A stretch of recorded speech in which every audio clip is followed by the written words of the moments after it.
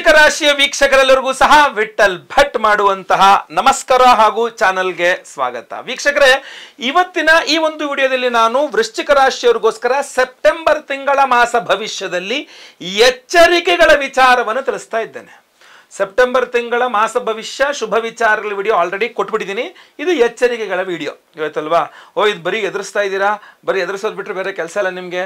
ಈ ಒಂದು ದಿವಸ ಒಳ್ಳೇದು ಮಾತಾಡಿದ್ದೀರಾ, ಇಂಥದ್ದೆಲ್ಲ ಬೇಡ ಆಯ್ತಾ. ನಮ್ಮ ಪ್ರತಿ ತಿಂಗಳು ಪ್ರತಿ ರಾಶಿಯವರೆಗೂ ಶುಭನೂ ಇರುತ್ತೆ, ಅಶುಭನೂ ಇರುತ್ತೆ. ಸೊ ಶುಭ ಬೇರೆ ವಿಡಿಯೋದಲ್ಲಿ ಮಾಡಿರ್ತೀವಿ, ಅಶುಭ ಬೇರೆ ವಿಡಿಯೋದಲ್ಲಿ ಮಾಡಿರ್ತೀವಿ. ನಿಮಗೆ ಶುಭ ವಿಚಾರ ಏನಿದೆ ನನಗೆ ಗೊತ್ತಿಲ್ಲ, ನಾನು ನೋಡಿಲ್ಲ ಅಂತಂದರೆ ಚಾನಲ್ ಡಿಸ್ಕ್ರಿಪ್ಷನ್ಗೆ ಹೋಗಿ ಅಥವಾ ಚಾನಲ್ ಓಪನ್ ಮಾಡ್ಕೊಳ್ಳಿ, ಅಲ್ಲಿ ನಿಮಗೆ ಸ್ಕ್ರಾಲ್ ಮಾಡಿದ್ರೆ ನಿಮಗೆ ಸಿಗುತ್ತೆ ಸೆಪ್ಟೆಂಬರ್ ತಿಂಗಳ ಶುಭ ವಿಚಾರಗಳ ವಿಡಿಯೋ.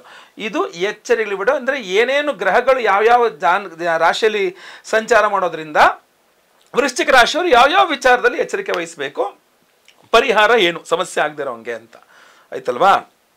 ಗ್ರಹಸ್ಥಿತಿಗಳನ್ನು ನೋಡೋದಾದರೆ ಸೆಪ್ಟೆಂಬರ್ 16ನೇ ತಾರೀಕು ಸಿಂಹ ರಾಶಿಯಿಂದ ಕನ್ಯಾ ರಾಶಿಗೆ ರವಿಗ್ರಹದ ಸಂಚಾರ. ಸೆಪ್ಟೆಂಬರ್ 18ನೇ ತಾರೀಕು ಕನ್ಯಾ ರಾಶಿಯಿಂದ ತುಲಾ ರಾಶಿಗೆ ಶುಕ್ರ ಗ್ರಹದ ಸಂಚಾರ. ಸೆಪ್ಟೆಂಬರ್ 23ನೇ ತಾರೀಕು ಸಿಂಹ ರಾಶಿಯಿಂದ ಕನ್ಯಾ ರಾಶಿಗೆ ಬುಧ ಗ್ರಹಣ ಸಂಚಾರ. ಇದು ಆಮೇಲೆ ಇಡೀ ಸೆಪ್ಟೆಂಬರ್ ತಿಂಗಳು ಮಿಥುನ ರಾಶಿಯಲ್ಲಿ ಕುಜಗ್ರಹ, ನಿಮ್ಮ ರಾಶಿಯಾಧಿಪತಿ ಅಷ್ಟಮದಲ್ಲಿರ್ತಾನೆ.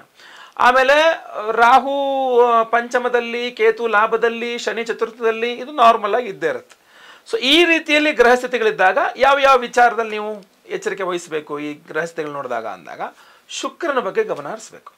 ಶುಕ್ರ ಗ್ರಹ ಮೊದಲನೇದಾಗಿ ಹೇಳ್ತಾನೆ ನಿಮಗೆ, ಶುಕ್ರ ಗ್ರಹ 18ನೇ ತಾರೀಕಿನ ತನಕ ಲಾಭಸ್ಥಾನದಲ್ಲಿ, ವೃಶ್ಚಿಕ ರಾಶಿಯವರಿಗೆ ಲಾಭಸ್ಥಾನದಲ್ಲಿ ನೀಚ ಸ್ಥಿತಿಯಲ್ಲಿ ಇರ್ತಾನೆ. ಸೊ ಆದ್ರಿಂದ ಏನಾಗುತ್ತೆ ಅಂತಂದ್ರೆ ಶುಕ್ರ ನಿಮಗೆ ಯಾವ್ಯಾವುದಕ್ಕೆಲ್ಲ ಕಾರಕನಾಗಿರ್ತಾನೋ ಅದೆಲ್ಲ ನಿಮಗೆ ಸಮಸ್ಯೆ ಆಗ್ಬೋದು. ಅಂದ್ರೆ ಸೆಪ್ಟೆಂಬರ್ ತಿಂಗಳ ಮೊದಲ 2 ವಾರಗಳು, 2.5 ವಾರಗಳು ಅಂದ್ರೆ 18ನೇ ತಾರೀಕಿನ ತನಕ, ಸೆಪ್ಟೆಂಬರ್ 18ನೇ ತಾರೀಕಿನ ತನಕ ವೃಶ್ಚಿಕ ರಾಶಿಯವರ ಸಮಸ್ಯೆ ಏನಪ್ಪಾ ಅಂತಂದ್ರೆ ಫ್ರೆಂಡ್ಸನ್ನು ನಂಬ್ಕೊಳಂಗೆ ಇಲ್ಲ. ಯಾವುದೇ ಫ್ರೆಂಡ್ಸು ನಾನಿದ್ದೀನಿ, ನೀ ಯಾಕೆ ಯೋಚನೆ ಮಾಡ್ತೀಯಾ, ನಾನೆಲ್ಲ ನೋಡ್ಕೊತೀನಿ ಅಂತಂದರೆ, ಅದು ಬಾಯ್ ಫ್ರೆಂಡ್ಸ್ ಬೇಕಾರಾಗಿರಲಿ, ಗರ್ಲ್ ಫ್ರೆಂಡ್ಸ್ ಬೇಕಾರಾಗಿರಲಿ, ನಿಮ್ಮ ಸ್ನೇಹಿತರನ್ನ ನೀವು ನಂಬುವ ಪ್ರಶ್ನೆ ಅನ್ನೋದಕ್ಕೇನೋ ಅವ್ರನ್ನ ನೆಚ್ಕೊಂಡಿರೋದು ಅಂತಾರಲ್ಲ, ಅವ್ರನ್ನೇ ನೆಚ್ಕೊಂಡಿದ್ದೀನಪ್ಪ, ಅವ್ರು ಏನೋ ನನ್ನ ಕೈ ಬಿಡೋದಿಲ್ಲ, ಅವ್ರೇನೋ ಒಂದು ಹೆಲ್ಪ್ ಮಾಡೇ ಮಾಡ್ತಾರೆ, ಅದರಿಂದ ನಂಗೆ ಒಳ್ಳೇದಾಗುತ್ತದೆ ಅಂಥೇಳಿ ಅವರೇನೋ ಸಹಾಯ ಮಾಡ್ತಾರೆ, ದುಡ್ಡು ಕೊಡ್ತಾರೆ, ಮತ್ತೊಂದು ಮಾಡ್ತಾರೆ, ಅಲ್ಲೇನೋ ಒಂದು ಹೇಳ್ತಾರೆ, ಅವ್ರಿಗೆ ಅಲ್ಲಿ ನೆಲೆ ಇರೋದ್ರೆ ನಿಮ್ಗೆ ಎಲ್ಲಿಂದ ನೆಲೆ ಕೊಡಬೇಕು?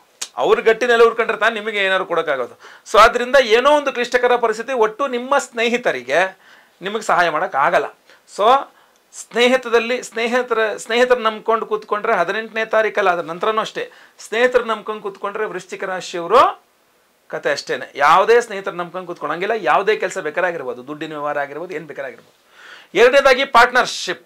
ನೀವು ವೃಶ್ಚಿಕ ರಾಶಿಯವರಾಗಿದ್ದು ನೀವು ಪಾರ್ಟ್ನರ್ಶಿಪ್ ಬಿಸ್ನೆಸ್ ಮಾಡ್ತಾ ಇದ್ದೀರಾ ಅಂತಾದರೆ, ನೀವು ಒಬ್ಬರೇ ಏನೋ ಬಿಸ್ನೆಸ್ ಮಾಡ್ಕೊಂಡ್ರೆ ಪ್ರಶ್ನೆ ಬೇರೆ, ಬಟ್ ನೀವು ಪಾರ್ಟ್ನರ್ಶಿಪ್ಪಲ್ಲಿ ಬಿಸ್ನೆಸ್ ಮಾಡ್ತಾ ಇದ್ದೀರಾ ಅಂತಂದರೆ ಖಂಡಿತ ನಿಮ್ಮ ಪಾರ್ಟ್ನರ್ ನಿಮಗೆ ಸಮಸ್ಯೆಯನ್ನು ಮಾಡಾಕ್ತಾರೆ, ಅಥವಾ ನಿಮ್ಮ ಪಾರ್ಟ್ನರ್ಗೇನೆ ಸಮಸ್ಯೆ ಆಗ್ಬೋದು, ಅಥವಾ ನಿಮ್ಮ ಪಾರ್ಟ್ನರ್ ಒಂದು ಹೊಸ ಸಮಸ್ಯೆಯನ್ನು ತಂದು ನೀವು, ಯಾಕಂದ್ರೆ ಪಾರ್ಟ್ನರ್ ಅಲ್ವಾ, ಸೊ ನೀವು ಅದರಲ್ಲಿ ಸಿಗಾಕೊಂಡ್ಬಿಡ್ಬೋದು. ಸೊ ಪಾರ್ಟ್ನರ್ಶಿಪ್ ಬಿಸ್ನೆಸ್ ಮಾಡ್ತಾ ಇರೋರಿಗೆ ಸೆಪ್ಟೆಂಬರ್ 18ನೇ ತಾರೀಕು, ಇಡೀ ಸೆಪ್ಟೆಂಬರ್ ಅನ್ಕೊಳ್ಳಿ, ಬೇಡ ಸೆಪ್ಟೆಂಬರ್ 18ನೇ ತಾರೀಕುವರೆಗಂತೂ ಪಕ್ಕಾ ಹೌದು, ಪ್ರಾಬ್ಲಮ್ ಆಗುವ ಸಾಧ್ಯತೆ ತೀರಾ ಜಾಸ್ತಿ ಇದೆ. ಸಪ್ತಮಾಧಿಪತಿಯೇ ಲಾಭಸ್ಥಾನದಲ್ಲಿ ನೀಚ. ಇನ್ನೂ ಒಂದು ಹೇಳ್ತೇನೆ, ನಿಮ್ಮ ಪಾರ್ಟ್ನರು ಅಥವಾ ನಿಮ್ಮ ಸ್ನೇಹಿತರು ಒಂದು ದೊಡ್ಡ ತಪ್ಪು ಅಂದರೆ, ಸೆಪ್ಟೆಂಬರ್ ತಿಂಗಳಲ್ಲಿ ಏನಾದರೂ ನಿಮ್ಮ ಸ್ನೇಹಿತರು ಎಂಥ ಪ್ರಾಣ ಸ್ನೇಹಿತರಾಗಿರ್ಬೋದು ಅಥವಾ ನಿಮ್ಮ ಬಿಸ್ನೆಸ್ ಪಾರ್ಟ್ನರ್ ಆಗಿರ್ಬೋದು, ಏನು ಬೇಕಾಗಿರ್ಬೋದು, ಅವರು ಹೊಸದಾಗಿ ಬಂದ್ಬಿಟ್ಟು ಇನ್ನೊಂದು ಕಡೆ ಏನೋ ಒಂದು ಇನ್ವೆಸ್ಟ್ಮೆಂಟ್ ಇದೆ, ಇಲ್ಲಿ ಇಷ್ಟು ದುಡ್ಡು ಹಾಕ್ಬಿಟ್ರೆ ಇಷ್ಟು ದುಡ್ಡು ಹಾಕ್ಬಿಡ್ತದೆ, ಹಿಂಗಾಗ್ಬಿಡ್ತದೆ, ಇಷ್ಟು ನಾನು ಇನ್ವೆಸ್ಟ್ ಮಾಡ್ತೀನಿ, ನೀನು ಇನ್ವೆಸ್ಟ್ ಮಾಡು ಅನ್ನೋ ರೀತಿಯಲ್ಲಿ ಏನಾದ್ರು ನಿಮ್ಮನ್ನು ಪ್ರಚೋದಿಸಿದ್ರೆ ಸೆಪ್ಟೆಂಬರ್ ತಿಂಗಳು ಬಿಟ್ಬಿಡು, ಅಕ್ಟೋಬರ್ ನಂತರ ನೋಡೋಣ ಅಂತ ಹೇಳಿ. ದಯವಿಟ್ಟು ನೀವೇನಾದರೂ ಸ್ನೇಹಿತರನ್ನ ನಂಬಿ ಸೆಪ್ಟೆಂಬರ್ ತಿಂಗಳಲ್ಲಿ ನೀನಾದ್ರು ಲಾಭವಾಗುತ್ತೆ ಅಂತ ಇನ್ವೆಸ್ಟ್ ಮಾಡಿದ್ರೆ, ಅದು ಲಾಂಗ್ ಟರ್ಮ್ ಇನ್ವೆಸ್ಟ್ಮೆಂಟ್ ಆದರೆ ಪ್ರಶ್ನೆ ಸ್ವಲ್ಪ ಭಿನ್ನ ಆಗಬಹುದು. ಬಟ್ ಶಾರ್ಟ್ ಟರ್ಮ್ ಇನ್ವೆಸ್ಟ್ಮೆಂಟ್ ಆದರೆ ಅದನ್ನು ಮರ್ತುಬಿಡಿ, ಅದು ಬರಲ್ಲ ಅಂತ ಅರ್ಥ, ಹೋಯ್ತು ದುಡ್ಡು ಲಾಸು ಅಂತ ಅರ್ಥ. ಅವರು ಮುಳುಗಲ್ದಲ್ದೆ ನಿಮ್ಮನ್ನು ಮುಳುಗಿಸ್ತಾರೆ ತಗೊಂಡು, ಸಪ್ತಮಾಧಿಪತಿಯ ನೀಚ ಸ್ಥಿತಿಯಲ್ಲಿ, ಆಯ್ತಾ. ಇದು ಒಂದು ಹೌದು. ಜೊತೆಗೆ ಇಲ್ಲಿ ಸ್ತ್ರೀಯರ ವಿಚಾರದಲ್ಲಿ ವೃಶ್ಚಿಕ ರಾಶಿಯರು ಬಹಳ ಎಚ್ಚರಿಕೆ ಇರಬೇಕಂದ್ರೆ, ವೃಶ್ಚಿಕ ರಾಶಿಯ ಸ್ತ್ರೀಯರು ಬಂತು, ನೀವು ವೃಶ್ಚಿಕ ರಾಶಿಯ ಸ್ತ್ರೀಯರಾದರೂ ಇನ್ನೊಂದು ಸ್ತ್ರೀಯರ ಬಗ್ಗೆ, ಯಾಕೆಂದ್ರೆ ಶುಕ್ರ ಸ್ತ್ರೀಕಾರಕನಾಗಿ ಲಾಭದಲ್ಲಿ ನೀಚ ಸ್ಥಿತಿಯಲ್ಲಿ ಇರ್ತಾನೆ. ಸೊ ಅದರಿಂದ ಯಾರಿಗೋ ಪಾಪ ಲೇಡಿ ನಮ್ಮ ಕೈಲಾದ ಹೆಲ್ಪ್ ಮಾಡೋಣ ಅಂತ ಹೇಳ್ಬಿಟ್ಟು ಮಾಡೋಕೆ, ನಾನು ಹೆಲ್ಪ್ ಮಾಡೋದು ತಪ್ಪು ಅಂತ ಹೇಳ್ತಾ ಇಲ್ಲ. ಸೆಪ್ಟೆಂಬರ್ ತಿಂಗಳಲ್ಲಿ ಮೊದಲ 18 ದಿನಗಳ ಕಾಲ ವೃಶ್ಚಿಕ ರಾಶಿಯ ಪುರುಷರಿರಲಿ ಸ್ತ್ರೀಯರಿರಲಿ ಇನ್ನೊಬ್ರು ಸ್ತ್ರೀಯರಿಗೆ ಹೆಲ್ಪ್ ಮಾಡಕ್ಕೆ ಹೋದರೆ ಅದು ನಿಮಗೆ ಬ್ಯಾಕ್ ಫೈರ್ ಆಗ್ಬೋದು, ಸಮಸ್ಯೆ ಆಗ್ಬೋದು, ನೀವು ಅವ್ರ ಜೊತೆಗೆ ನೀವು ಸಮಸ್ಯೆಗೆ ಸಿಲುಕಿ ಹಾಕಿಕೊಳ್ಳುವ ಸಾಧ್ಯತೆ ತೀರಾ ಜಾಸ್ತಿ ಇರುತ್ತೆ. ಸ್ವಲ್ಪ ಎಚ್ಚರಿಕೆ ಮಾಡ್ಕೊಂಡ್ರೆ ಯೋಚನೆ ಮಾಡ್ಕೊಂಡು ಹೆಜ್ಜೆ ಇಡಿ, ಆಮೇಲೆ ನಿಮ್ಮ ಇಷ್ಟ, ಆಯಿತಾ. ನೆಕ್ಸ್ಟ್, ವಿದೇಶ ಪ್ರಯಾಣ ಮಾಡಬೇಕು ಅಂದ್ಕೊಂಡವರಿಗೆ ಅಥವಾ ದೂರ ಎಲ್ಲ ಪ್ರಯಾಣಗಳು ಮಾಡ್ಕೋಬೇಕು ಅಂದ್ಕೊಂಡವರಿಗೆ ಖಂಡಿತ ಫ್ಲಾಪ್ ಐಡಿಯಾ, ಆಗಲ್ಲ. ಸೆಪ್ಟೆಂಬರ್ 18ನೇ ತಾರೀಕಿನ ತನಕ ವೃಶ್ಚಿಕ ರಾಶಿಯವರು ದಯವಿಟ್ಟು ಯಾವುದೇ ದೂರ ಪ್ರಯಾಣಗಳನ್ನು ಫ್ರೇಮ್ ವರ್ಕಲ್ಲಿ ಇಟ್ಕೊಳ್ಳೇಬೇಡಿ. ಹಿಂಗೆ ಮಾಡಿ ಹೋಗೋಣ ಅನ್ಕೊಂಡಿದ್ದೀನಿ ಅಂತ ಇಟ್ಕೊಬೇಕಂದ್ರೆ ಆಗಲ್ಲ, ಹೋಗೋಕ್ಕಾಗಲ್ಲ. ಲಾಸ್ಟ್ ಮಿನಿಟಲ್ಲಿ ಬೇಕಾದ್ರೆ ಕ್ಯಾನ್ಸಲ್ ಆಗ್ಬೋದು, ಮೊದಲೇ ಬೇಕಾದ್ರೆ ಕ್ಯಾನ್ಸಲ್ ಆಗ್ಬೋದು. ಇನ್ನು ನೆಕ್ಸ್ಟ್ ಇನ್ನೊಂದು ವಿಚಾರ ಅಂದರೆ ಅದರಲ್ಲಿ ವಿದೇಶ ಪ್ರಯಾಣ ಮಾಡಬೇಕು, ವಿದೇಶದಲ್ಲಿ ವಾಸ ಮಾಡಬೇಕು, ವಿದೇಶ ಕೊಡ್ತಿದ್ದೀನಿ ಅನ್ನೋರಿಗೆ ಇನ್ನೊಂದೂವರೆ ತಿಂಗಳಷ್ಟು ಸ್ವಲ್ಪ ಮುಂದೂಡಲಾಗ್ತದೆ, ಆಯಿತಾ. ಸೊ ಕ್ಯಾನ್ಸಲ್ ಏನೋ ಒಂದು ಪ್ರಾಬ್ಲಮ್ ಆಗ್ಬೋದು, ಆಯಿತಾ. ಅದ್ರ ಬಗ್ಗೆ ಯೋಚನೆ ಇಟ್ಕೊಳ್ಳಿ. ಇನ್ನೂ ಒಂದು ನೀವು ಗಮನಿಸಬೇಕಾಗಿರ್ತಕ್ಕಂಥದ್ದು ಏನಪ್ಪ ಅಂದರೆ, ಮದುವೆ ಆಲ್ರೆಡಿ ಈಗ ಮದುವೆಗೋಸ್ಕರ ಹುಡುಕ್ತಾ ಇರೋರಿಗೆ ಹಿನ್ನಡೆ ಆಗುತ್ತೆ. ಮದುವೆ ಆಲ್ರೆಡಿ ಫಿಕ್ಸ್ ಆಗಿಬಿಟ್ಟಿದೆ, ಇದು ನಿಶ್ಚಿತಾರ್ಥ ಆಗೋಗಿದೆ, ಮದುವೆ ಆಗಬೇಕು ಅನ್ನೋ ವಿಚಾರದಾಗ ಸ್ವಲ್ಪ ನಿಶ್ಚಿತಾರ್ಥ ಆದಮೇಲೆ ಮದುವೆ ಯಾವುದೋ ಒಂದು ವಿಚಾರಗಳ ಬಗ್ಗೆ ಸ್ವಲ್ಪ ಭಿನ್ನಾಭಿಪ್ರಾಯಗಳು. ಈ ಚೌಟ್ರಿ ಬೇಕು, ಈ ಚೌಟ್ರಿ ಬೇಡ, ಈ ಟೈಮ್ ಬೇಕು, ಈ ಟೈಮ್ ಬೇಡ, ಅದು ಬೇಕು, ಬಂಗಾರ, ವಸ್ತ್ರ, ಅದು ಇದು ಫಂಕ್ಷನ್, ಏನೋ ಒಂದು ವಿಚಾರಗಳು ತೆಗೆದುಕೊಂಡು ಮೇಲಿಂದ ಮೇಲೆ ಒಂದಿಷ್ಟು ಮಿಸ್ಅಂಡರ್ಸ್ಟ್ಯಾಂಡಿಂಗ್ಗಳಾಗುತ್ತೆ. ಸೊ ಸೆಪ್ಟೆಂಬರ್ 18ನೇ ತಾರೀಕಿನ ತನಕ ಏನಾರು ಮಾತಾಡಿದ್ರೆ ಆಮೇಲೆ ಮಾತಾಡೋಣ, ಸೆಪ್ಟೆಂಬರ್ ಎಂಡಲ್ಲಿ ಮಾತಾಡೋಣ ಅಂಥೇಳಿ, ಅಥವಾ ಸೆಪ್ಟೆಂಬರ್ ಬಿಟ್ಟು ಅಕ್ಟೋಬರ್ನಲ್ಲಿ ಮಾತಾಡೋಣ ಅಂಥೇಳಿ. ಸೆಪ್ಟೆಂಬರ್ ತಿಂಗಳಲ್ಲಿ ಏನೇ ಮಾತಾಡೋ ಕೂಡ ಅದು ಕಟ್ ಆಫ್ ಆಗುವ ಸಾಧ್ಯತೆ ಜಾಸ್ತಿ ಇರುತ್ತೆ. ಸೊ ನೀವೇನಾದರೂ ಆಮೇಲೆ ನವಂಬರು, ಡಿಸೆಂಬರು, ಜನವರಿ, ಆಮೇಲೆ ವರ್ಷಕ್ಕೆ ಇಟ್ಕೊಂಡಿದ್ದೀರಾ ಮದುವೆ, ಬಟ್ ಈಗ ನಿಶ್ಚಿತಾರ್ಥ ಮಾಡ್ಕೊಂಡಿದ್ದೀರಾ ಅಂತ ಆದರೆ ಅಲ್ಲಿ ಸ್ವಲ್ಪ ಸಮಸ್ಯೆ ಆಗೋ ಸಾಧ್ಯತೆ ಇದೆ. ಅಲ್ಲಿ ಏನು ಮಾಡಬೇಕು, ವೆಯ್ಟ್ ಮಾಡಬೇಕಲ್ಲ. ಇದೆಲ್ಲದೂ ಸಮಸ್ಯೆಗಳಿಗೆ ಪರಿಹಾರ ಅಂದರೆ ಶುಕ್ರಾರಾಧನೆ. ದಿನ ಶುಕ್ರಾಷ್ಟೋತ್ರ ಪಠನೆ ಮಾಡ್ಕೊಳ್ಳಿ, ಬಿಳಿ ವಸ್ತ್ರದಲ್ಲಿ ಅವರೇ ದಾನ ಮಾಡಿ, ಮನೆ ಹತ್ತಿರದಲ್ಲಿ ಎಲ್ಲರೂ ಅಮ್ಮನವ್ರ ದೇವಸ್ಥಾನ ಇದ್ದರೆ ಹೋಗಿ ಕುಂಕುಮಾರ್ಚನೆ ಮಾಡಿಸ್ತಾ ಇರಿ. ಪ್ರತಿದಿನ ಶುಕ್ರಾಷ್ಟೋತ್ರ, ದುರ್ಗಾಷ್ಟೋತ್ರ, ಲಕ್ಷ್ಮೀ ಅಷ್ಟೋತ್ರ ಅಥವಾ ಪ್ರತಿದಿನ ಲಲಿತಾ ಸಹಸ್ರ ಓದ್ಕೊಳ್ಳೋದ್ರಿಂದ ಈ ಸಮಸ್ಯೆಗಳು ಸ್ವಲ್ಪ ಕಂಟ್ರೋಲಿಗೆ ಬರುತ್ತೆ. ವಿಶೇಷ ಪರಿಹಾರಗಳನ್ನ ವಿಡಿಯೋ ಎಂಡಲ್ಲಿ ತಿಳಿಸಿದ್ದೇನೆ, ಖಂಡಿತವಾಗಿ ನೀವು ನೋಡ್ಕೊಳ್ಬಹುದು. ನೆಕ್ಸ್ಟ್, ಅಷ್ಟಮದ ಕುಜ. ಇದು ಸ್ತ್ರೀಯರಿಗೆ ವಿಶೇಷವಾಗಿ ಆಗುವ ಸಮಸ್ಯೆ. ಏನಂತಂದರೆ ವಿವಾಹಿತ ಸ್ತ್ರೀಯರಿಗೆ ಅಂದರೆ ವಿವಾಹಿತ ಸ್ತ್ರೀಯರಿಗೆ ಮಾಂಗಲ್ಯ ಸ್ಥಾನದಲ್ಲಿ ಕುಜಗ್ರಹಣ ಆಗ್ಬಿಡ್ತಾನೆ. ಸೊ ಅದರಿಂದ ಸೆಪ್ಟೆಂಬರ್ ತಿಂಗಳಲ್ಲಿ ವಿವಾಹಿತ ಸ್ತ್ರೀಯರು ನಿಮ್ಮ ಯಜಮಾನರ ಆರೋಗ್ಯದ ಬಗ್ಗೆ ತೀರಾ ಹೆಚ್ಚಿನ ಗಮನವನ್ನು ಕೊಡಬೇಕಾಗತ್ತೆ. ಅಷ್ಟಮ ಮಾಂಗಲ್ಯ ಸ್ಥಾನದಲ್ಲಿ ಕುಜ ಖಂಡಿತ ಶುಭಕರನಲ್ಲವಾದ ಕಾರಣ ನೀವು ನಿಮ್ಮ ಯಜಮಾನರ ಹತ್ರ ಜಗಳ ಮನಸ್ತಾಪಗಳು ಮಾಡ್ಕೋಬಹುದು, ಯಜಮಾನರ ಆರೋಗ್ಯ ಹಾಳಾಗಬಹುದು, ಏನೋ ಒಂದಿಷ್ಟು ಅನ್ಕಂಫರ್ಟಬಲ್ ಫೀಲ್ ಆಗುತ್ತೆ ಯಜಮಾನರಿಗೆ. ಸೊ ಆದ್ದರಿಂದ ನೀವು ಆದಷ್ಟು ಸ್ವಲ್ಪ ಮಂಗಳವಾರಗಳಲ್ಲಿ ಸುಬ್ರಹ್ಮಣ್ಯನ ದೇವಸ್ಥಾನದಲ್ಲಿ ಒಂದು ಕುಂಕುಮಾರ್ಚನೆ ಮಾಡಿಸೋದು, ಅಥವಾ ಮಂಗಳವಾರಗಳಲ್ಲಿ ಕೆಂಪು ವಸ್ತ್ರದಲ್ಲಿ ತೊಗರಿ ಬೇಳೆ ದಾನ ಮಾಡೋದು, ಮನೆಯಲ್ಲಿ ದಿನ ಕುಜಾಷ್ಟೋತ್ರ, ವಿವಾಹಿತ ವೃಶ್ಚಿಕ ರಾಶಿಯ ಸ್ತ್ರೀಯರು ಮನೆಯಲ್ಲಿ ಪ್ರತಿದಿನ ಕುಜಾಷ್ಟೋತ್ರ, ಸುಬ್ರಹ್ಮಣ್ಯ ಅಷ್ಟೋತ್ರ ಪಠನೆ ಮಾಡ್ಕೊಂಡ್ರು ತುಂಬ ಅತ್ಯುತ್ತಮವಾಗಿರುತ್ತೆ. ಇಲ್ಲ ಕುಜ ಶಾಂತಿಯನ್ನು ವಿಶೇಷವಾಗಿ ನಾವು ಮಾಡಿ ವಿಶೇಷ ಪ್ರಸಾದಾದಿಗಳನ್ನು ಕೊಡ್ತಾ ಇದ್ದೇವೆ, ವಿಡಿಯೋ ಎಂಡ್ ತನಕ ನೋಡಿ, ನಿಮಗೆ ಅದರಲ್ಲಿ ತಿಳಿಸ್ತೇನೆ, ಆಯಿತಾ. ಇದು ಕುಜನ ಬಗ್ಗೆ. ಅಷ್ಟೇ ಅಲ್ಲ, ಆರೋಗ್ಯದ ಬಗ್ಗೆ ಗಮನಿಸುವ. ಯಾಕಂದರೆ ವೃಶ್ಚಿಕ ರಾಶಿಯ ಪ್ರತಿಯೊಬ್ಬರಿಗೂ ಸಹ ಸೆಪ್ಟೆಂಬರ್ ತಿಂಗಳ 18ನೇ ತಾರೀಕಿನ ತನಕ ಪ್ರಯಾಣ ನಿಷಿದ್ಧ. ಸೆಪ್ಟೆಂಬರ್ 18ನೇ ತಾರೀಕಿನ ತನಕ ನೀವೇ ಗಾಡಿ ಓಡಿಸ್ಕೊಂಡು ಹೋಗೋದಾಗಿರಬಹುದು, ಪ್ರಯಾಣ ಇರಬಹುದು, ನಿಷಿದ್ಧವೇ. ಸ್ವಲ್ಪ ಆಕ್ಸಿಡೆಂಟ್ಸು ಅದು ಇದು ಆಗುವಂಥ ಸಾಧ್ಯತೆಗಳು ಜಾಸ್ತಿ ಇದೆ. ಈಗ ಪ್ರಯಾಣವೇ ಕ್ಯಾನ್ಸಲ್ ಆಗೋಯ್ತು ಅಂದರೆ ಅಟ್ಲೀಸ್ಟ್ ಬಿಟ್ಟು ಆಮೇಲೆ ನೋಡ್ಕೊಳ್ಳೋಣ ಅನ್ಬೋದು. ಪೋಸ್ಟ್ಪೋನ್ ಆಗೋಯ್ತು ಪ್ರಯಾಣ ಪೋಸ್ಟ್ಪೋನ್ ಆಗಿಲ್ಲ, ನಾವು ಹೋಗಲೇಬೇಕು ಅಂತಂದಾಗ ಸಪ್ತಮಾಧಿಪತಿ ನೀಚ ಸ್ಥಿತಿಯಲ್ಲಿದ್ದು ಅಷ್ಟಮದಲ್ಲಿ ಕುಜ ಇದ್ದಾಗ ಪ್ರಯಾಣ ಮಾಡುವಂತಹದ್ದು ಅಷ್ಟು ಶ್ರೇಯಸ್ಕರ, ಶುಭಕರ, ಸುರಕ್ಷಿತ ಅಲ್ಲ, ಆಯ್ತಲ್ವಾ. ಆಮೇಲೆ ನಿಮ್ಮಿಷ್ಟ. ನಾನು ಮತ್ತೆ ಹೇಳಿದ್ರೆ ಇನ್ನೂ ಜಾಸ್ತಿ ಹೇಳಿದ್ರೆ ಎದುರಿಸ್ತಾ ಇದ್ದೀನಿ ಅಂತ ಅಂದ್ಬಿಡ್ತೀರಾ. ನಾನು ವಿಚಾರ ವಿನಿಮಯ ಮಾಡ್ತಾ ಇರ್ತಕ್ಕಂಥದ್ದು ಹಿಂಗಿದೆಯಪ್ಪ ಗೃಹಸ್ಥಿತಿ, ನಾನೇನು ತೊಗೊಂಡೋಗಿ ಕುಜನ ಅಷ್ಟಮದಲ್ಲಿ ಇಟ್ಟಿಲ್ಲ, ಅದಿದೆ, ಅದರಿಂದ ಹಿಂಗೆ ಅಂತ ವಿಚಾರ ತಿಳಿಸ್ತಾ ಇದ್ದೇನೆ. ಆಮೇಲೆ ನಿಮ್ಗೆ ಬಿಟ್ಟಂಥ ವಿಚಾರವಾಗಿರುತ್ತೆ, ಆಯ್ತಲ್ವಾ. ಆಮೇಲೆ ಮುಂದೆ ನೋಡ್ಕೊಳ್ಬೇಕಾಗಿರ್ತಕ್ಕಂಥದ್ದು ಇನ್ನೊಂದು ಪ್ರಮುಖವಾದದ್ದು ಯಾವುದಪ್ಪ ಅಂತಂದರೆ ಈ ರವಿಗ್ರಹದ ಸಂಚಾರ. ಈ ರವಿಗ್ರಹದ ಸಂಚಾರ ಅಂತಂದಾಗ ಸೆಪ್ಟೆಂಬರ್ ತಿಂಗಳ 15ನೇ ತಾರೀಕಿನ ತನಕ ಕರ್ಮಸ್ಥಾನದಲ್ಲಿ ರವಿ ಅಂತಂದಾಗ ಜಾಬ್ ರಿಸೈನ್ ಮಾಡ್ತೀನಿ ಅಂತ ತೈ ಅಂತ ಕುಣೆ ಕತ್ಬಿಡ್ತೀರ ನೀವು. ನಿಮ್ಮ ಫ್ರೆಂಡ್ಸ್ ಎಲ್ಲ ಹೇಳ್ತಾರೆ ಏನು ಇದ್ದಕ್ಕಿದೆ ಅಂತ, ಏನಕ್ಕೆ ಜಾಬ್ ಏನಕ್ಕೆ ರಿಸೈನ್ ಮಾಡಬೇಕು, ಇಲ್ಲ ನಂಗೆ ಹಂಗಾಗ್ತಾ ಇದೆ, ಹಿಂಗಾಗ್ತಾ ಇದೆ, ನನಗೆ ಆ ಥರ ಹಿಂಸೆ ಆಗ್ತಾ ಇದೆ, ಈ ಥರ ಹಿಂಸೆ ಆಗ್ತಾಯಿದೆ ಹೇಳ್ತೀರಿ, ಏನೋ ಒಂದು ಹೇಳ್ತೀರಾ. ಬಟ್ ಏನಂತಂದರೆ ಜಾಬ್ ರಿಸೈನ್ ಮಾಡ್ತೀನಿ ಅಂತ. ಎಲ್ಲ ಒಳ್ಳೆ ಜಾಬ್ ಯಾಕಪ್ಪ ರಿಸೈನ್ ಮಾಡ್ತೀಯಾ, ಇಲ್ಲ ನಾನು ಜಾಬ್ ರಿಸೈನ್ ಮಾಡ್ತೀನಿ. ಈ ಥರ ಮೊದಲೆರಡು ವಾರಗಳು ಜಾಬ್ ರಿಸೈನ್ ಮಾಡೇ ಬಿಡ್ತೀನಿ ಅಂತ ತುದಿಲಿ ಕೂತಿರ್ತೀರ. ಆಮೇಲೆ 16-17ನೇ ತಾರೀಕು 18ನೇ ತಾರೀಕು ದಾಟದ ಮೇಲೆ ಇಲ್ಲ ಪರವಾಗಿಲ್ಲ ಬಿಡಿ, ಆಯಿತು ಕಂಟಿನ್ಯೂ ಮಾಡ್ತೀನಿ ಅಂತೀರ. ಫಾರ್ ಸಪೋಸ್ ನೀವು ನುಡಿದಂತೆ ನಡಿಬೇಕು ಅಂತ ಏನಾದ್ರು ಮೊದಲೆರಡು ವಾರಗಳು ರಿಸೈನೇ ಮಾಡಿಬಿಟ್ರಿ ಅಂದ್ಕೊಳ್ಳಿ, ಆಮೇಲೆ ಮತ್ತೆ ಜಾಬ್ ಹುಡ್ಕೋದು, ಮತ್ತೊಂದು ಕಡೆ ಸೆಟ್ಲ್ ಆಗೋದು ಭಾಳ ಕಷ್ಟ ಆಗುತ್ತೆ. ಆಮೇಲೆ ಇನ್ನೊಂದು ಹೇಳ್ತೀನಿ, ಯಾರನ್ನೋ ನಂಬ್ಕೊಂಡೇನಾದ್ರು ನೀವು ಜಾಬ್ ರಿಸೈನ್ ಮಾಡಿದ್ರಿ ಕ್ಯಾಟ್ರಿ ಕೆಲಸ ಅಂತ ಅರ್ಥ. ಮುಗಿದ ಕತೆ ಅಲ್ಲಿಗೆ. ಅಂದರೆ ಯಾವುದೋ ಒಂದು ಫ್ರೆಂಡ್ ನೀನು ಏನು ಯೋಚನೆ ಮಾಡಬೇಡ, ನೀನು ಅಲ್ಲಿ ರಿಸೈನ್ ಮಾಡಿಬಿಡು, ಇಲ್ಲ ಅದಕ್ಕಿಂತ ಅದ್ಭುತವಾಗಿರೋ ಜಾಬ್ ಯಾವುದೋ ಕೊಡಿಸ್ತೀನಿ ಅಂತಂದರೆ ನೀವು ಅವ್ನ ಮಾತು ಕಟ್ಕೊಂಡು ಚೆನ್ನಾಗಿರೋ ಜಾಬ್ನ ರಿಸೈನ್ ಮಾಡ್ಬಿಟ್ಟು ಇಲ್ಲಿ ಬಂದು ನೋಡಿದ್ರೆ ಇಲ್ಲಿ ಏನೂ ಇರೋದಿಲ್ಲ, ಒಂದೇ ಜಾಬೇ ಇರೋದಿಲ್ಲ. ಇಲ್ಲ ಜಾಬ್ ಇದ್ದು ಕೊಟ್ಟರು ಕೂಡ ಇದಕ್ಕಿಂತ ಅದೇ 1000 ರೂಪಾಯಿ ಬೆಟರ್ ಆಗೈತಿ, ಇದು ಯಾವ ನರ್ಕಕ್ಕೆ ಬಂದಪ್ಪ ನಾನು ಅಂತ. ಸೊ ಈ ಥರ ಎಲ್ಲ ಅನ್ಸ್ಬಿಡಕತ್ಬಿಡುತ್ತೆ. ದಯವಿಟ್ಟು ಸ್ನೇಹಿತರನ್ನ ನಂಬ್ಕೊಂಡು ಇರೋ ಜಾಬ್ನ ರಿಸೈನ್ ಮಾಡಬೇಡಿ, ಆಯಿತಾ? ಅಥವಾ ಪ್ರಮೋಷನ್ನು, ಸ್ಯಾಲ್ರಿ ಹೈಕು, ಇನ್ನೊಂದೇನೋ ಗೋಸ್ಕರ ಆಸೆ ಪಟ್ಕೊಂಡು ಇರೋ ಜಾಬ್ ರಿಸೈನ್ ಮಾಡಿ ಇನ್ನೊಂದು ಜಾಬ್ ಹುಡುಕ್ತೀನಿ ಅನ್ನುವಂಥದ್ದು ಬೇಡ. ಅಥವಾ ಹೊಸ ಕಡೆ ಜಾಬ್ ಆಫರ್ ಬಂದಿದೆ, ಇದನ್ನು ರಿಸೈನ್ ಮಾಡಿ ಅಲ್ಲಿಗೆ ಹೋಗಿದ್ರೆ ಹೆಂಗೆ ಅಂತಂದ್ರೂ ಕೂಡ ಎಚ್ಚರಿಕೆಯಿಂದನೇ ಮಾಡ್ಬೇಕು. ಯಾಕೆ ಅಂತಂದರೆ ಅದು ಎಲ್ಲಿಂದನೋ ತೆಗೆದು ಎಲ್ಲಿಂದನೋ ಬಿದ್ದಂಗೆ ಆಗ್ಬಿಡ್ಬೋದು, ಆಯ್ತಲ್ವಾ? ಸೊ ಅದರಿಂದ ಶನೇಶ್ವರನ ಅರ್ಧಾಷ್ಟಮ ಶನಿ, ಅದರಲ್ಲೂ ಸೆಪ್ಟೆಂಬರ್ ತಿಂಗಳ ಮೊದಲೆರಡು ವಾರಗಳು ಅಂದರೆ 15ನೇ ತಾರೀಕಿನ ತನಕ 4ನೇ ಮನೆಯಲ್ಲಿ ಶನಿ, 10ನೇ ಮನೆಯಲ್ಲಿ ರವಿ. ಶನಿ ಹಾಗೂ ರವಿ ಪರಸ್ಪರ ಸಮಸಪ್ತಮ ದೃಷ್ಟಿಯಲ್ಲಿರ್ತಾರೆ. ಮೊದಲ 2 ವಾರಗಳು ಉದ್ಯೋಗದ ವಿಚಾರದಲ್ಲಿ ಒಂಥರ ಕಸಿವಿಸಿ ಆಗಿಬಿಡುತ್ತೆ, ಆಯ್ತಲ್ವಾ? ಅದು ಏನೋ ಡಿಸ್ಕ್ರೈಬ್ ಮಾಡೋಕ್ಕಾಗಲ್ಲ, ವರ್ಣಿಸ್ಲಿಕ್ಕಾಗಲ್ಲ ಆ ಥರದ ಪರಿಸ್ಥಿತಿಗಳು ಉದ್ಯೋಗದ ವಿಚಾರದಲ್ಲಿ. ಸೊ ಈ ರಾಜಕೀಯದಲ್ಲಿರ್ತಕ್ಕಂಥವ್ರು, ಅಥವಾ ಅದರಲ್ಲೂ ಬಹಳ ಮುಖ್ಯವಾಗಿ ಈ ಗೌರ್ಮೆಂಟ್ ರಿಲೇಟೆಡ್ ಆಗಿ ಕೆಲಸ ಮಾಡ್ತಕ್ಕಂಥ ಗೌರ್ಮೆಂಟ್ ಅಫಿಷಿಯಲ್ಸು, ಗೌರ್ಮೆಂಟ್ ಜಾಬ್ ಮಾಡ್ತಾ ಇರ್ತಕ್ಕಂಥವ್ರಿಗೆಲ್ಲ ಗುರು ನೀವು ಹೇಳಿದ ಕರೆಕ್ಟು, ಅದು ಏನೋ ನಮ್ಗೆ ಹೇಳ್ಕೊಳಕ್ಕಾಗಲ್ಲ, ಆ ಥರ ವಿಚಿತ್ರ ಸಮಸ್ಯೆಗಳು ಬರ್ತಾ ಇದೆ ನನಗೆ ಅಂತ, ಆಯ್ತಲ್ವ? ಅದ್ರಿಗೆ ಸ್ವಲ್ಪ ಬಹಳ ಗಮನಿಸಬೇಕಾದಂಥ ವಿಚಾರಗಳು ಬಹಳ ಇದೆ. ಇದೆಲ್ಲದನ್ನು ನಾವು ಓವರಾಲ್ ನೋಡಿದಾಗ ಬಹಳ ಮುಖ್ಯವಾಗಿ ಶನೇಶ್ವರನ ಆರಾಧನೆ, ಶುಕ್ರನ ಆರಾಧನೆ, ಆಮೇಲೆ ಕುಜನ ಆರಾಧನೆ ಬಹಳ ಮುಖ್ಯವಾಗಿ, ಇದೆಲ್ಲ ಬಹಳ ಪ್ರಮುಖವಾಗಿ ನಿಮಗೆ ಅವಶ್ಯಕತೆ ಕಂಡು ಬರ್ತಾ ಇದೆ.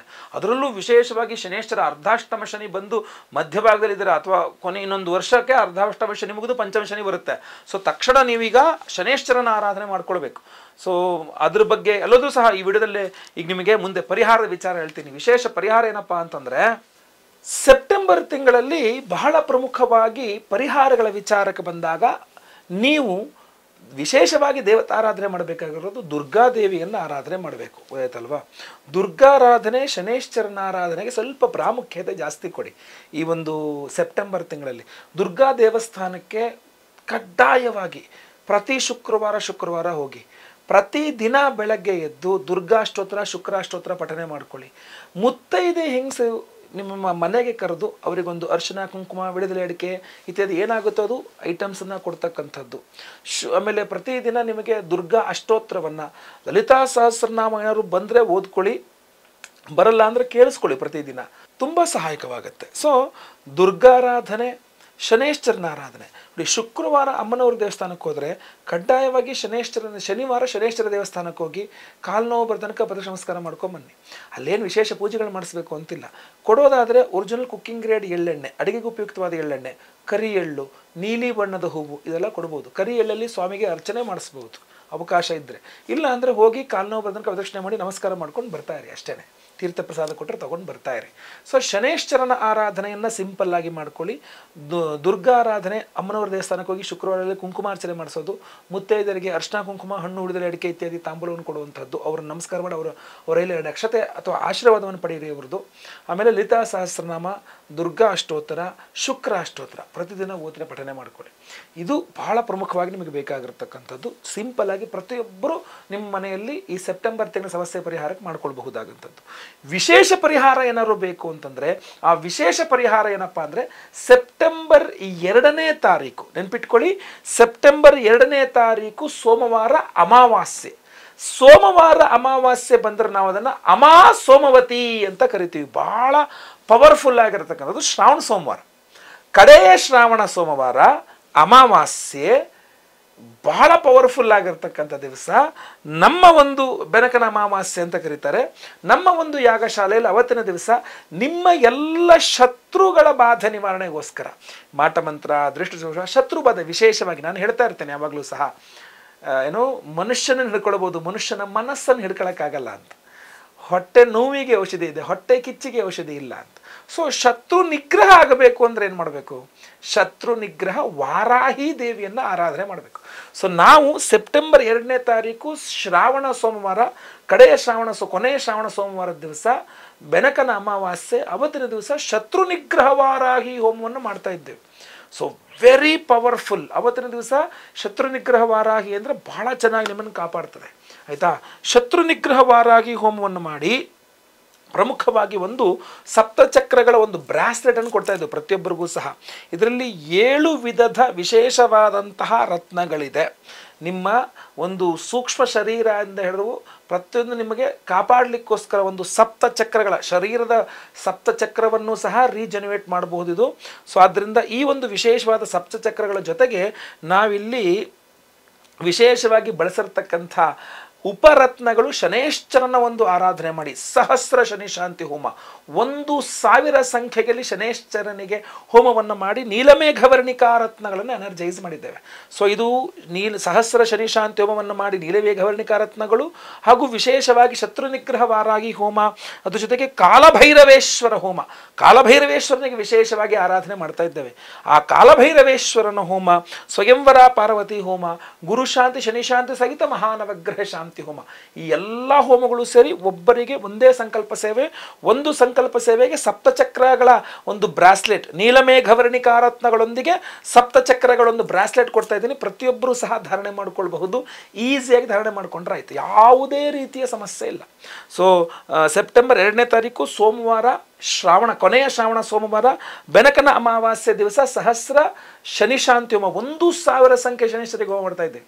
ಅಂದರೆ ಪಂಚಮ ಶನಿ, ಅಷ್ಟಮ ಶನಿ, ಅರ್ಧಾಷ್ಟಮ ಶನಿ, ಸಾಡೆ ಸಾತಿ, ಯಾವುದೇ ಸಮಸ್ಯೆಗಳಿರಲಿ ಶನಿಯ ದಶೆ ಶನಿಯ ಯಾಕೆಂದರೆ ನೋಡಿ ಶನೇಶ್ವರ ಇನ್ನು ಮುಂದಿನ ವರ್ಷದ ತನಕ ಶನೇಶ್ವರ ಕುಂಭರಾಶಿಯಲ್ಲಿರ್ತಾನೆ ಅಂತಂದರೆ 12 ರಾಶಿಯವರೆಗೂ ಶನೇಶ್ವರನ ಆರಾಧನೆ ಮಾಡಲಿಕ್ಕೆ ಇನ್ನೊಂದು ಪ್ರಧಾನವಾದಂತಹ ಸಮಯವಾಗಿರುತ್ತಿದ್ದು. ಸೊ ಆದ್ದರಿಂದ ನೆನಪಿಟ್ಕೊಳ್ಳಿ, ಶನೇಶ್ವರನ ಆರಾಧನೆ, ಸಹಸ್ರ ಶನಿ ಶಾಂತಿ ಹೋಮ, ಶತ್ರು ನಿಗ್ರಹ ವಾರಾಹಿ ಹೋಮ, ಸ್ವಯಂವರ ಪಾರ್ವತಿ ಹೋಮ, ಕಾಲಭೈರವೇಶ್ವರ ಹೋಮ, ಗುರು ಶಾಂತಿ ಹೋಮ, ನವಗ್ರಹ ಶಾಂತಿ ಹೋಮ, ಎಲ್ಲ ಹೋಮಗಳನ್ನು ಮಾಡ್ತಾ ಇದ್ದೇವೆ.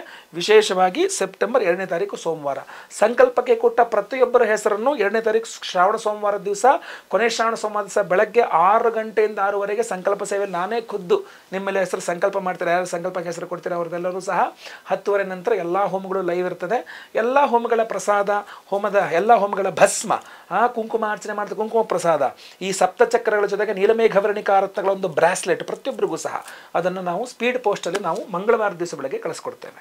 ಸೊ ಅದರಿಂದ ಸಂಕಲ್ಪ ಸೇವೆಗೆ ಹೆಸರು ಕೊಡೋರು ಸ್ಕ್ರೀನ್ ಮೇಲೆ ಕಾಣಿಸ್ತಾ ಇರತಕ್ಕಂಥ ನಂಬರ್ಗೆ ನಿಮ್ಮ ಹೆಸರು, ಗೋತ್ರ ಗೊತ್ತಿದ್ರೆ ಗೋತ್ರ, ನಕ್ಷತ್ರ ಗೊತ್ತಿದ್ರೆ ನಕ್ಷತ್ರ, ನಿಮ್ಮ ರಾಶಿ ಹಾಗೂ ನಿಮ್ಮ ವಿಳಾಸಗಳನ್ನು ಬೇಗ ವಾಟ್ಸಪ್ ಮಾಡ್ಕೊಳ್ಳಿ. ಸಿಂಪಲ್ ಪರಿಹಾರವನ್ನು ಹೇಳಿದ್ದೇನೆ, ವಿಶೇಷ ಪರಿಹಾರವನ್ನು ಹೇಳಿದ್ದೇನೆ. ಸೊ ದಯವಿಟ್ಟು ಯಾರು ಬೇಜಾರು ಮಾಡ್ಕೊಂಡ್ಬಿಡಿ, ಯಾರು ಹೆದರಿಸ್ಲಿಕ್ಕೋಸ್ಕರ ಈ ಒಂದು ವಿಚಾರವನ್ನು ತಿಳಿಸ್ತಾ ಇಲ್ಲ, ಈ ಒಂದು ವಿಡಿಯೋವನ್ನು ಮಾಡ್ತಾ ಇಲ್ಲ.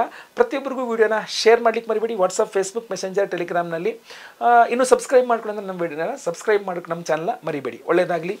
ಲೋಕ ಸಮಸ್ತ ಸುಖಿನೋ ಭವಂತು. ನಾರಾಯಣ ನಾರಾಯಣ ನಾರಾಯಣ.